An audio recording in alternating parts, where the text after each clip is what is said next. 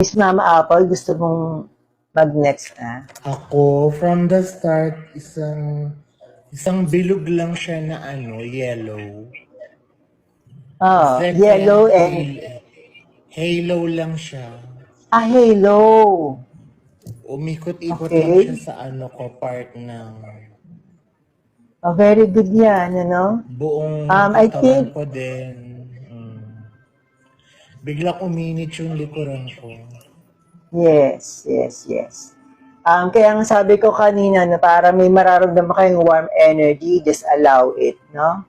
Just receive it kasi yun yung purification. No, kadalasan po kasi guys, mainit siya. Kala ko may nasusunog sa likod ko. Yes, mainit po kasi talaga siya, no? Kaya kanina I was guiding all of you to allow it to happen, huwag kayong matakot, no? Gusto kong idagdag kanina to endure it. Kasi sometimes talaga guys, it's very, very hot.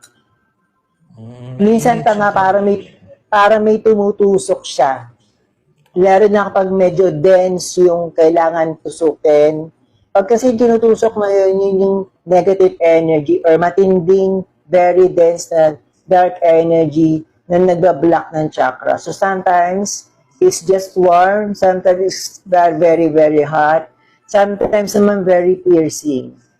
Pero yung piercing na yun, ginagawa ko lang actually sa private kasi medyo kailangan talaga tutukan ko. No? Pero, nainit talaga yan, And yun nga, yung nakikita mong Halo. aura. That's your aura na nakikita mo. Medyo na-activate yung psychic powers mo kanina, you're able to see more of your energy. Yeah. Of what's happening around you.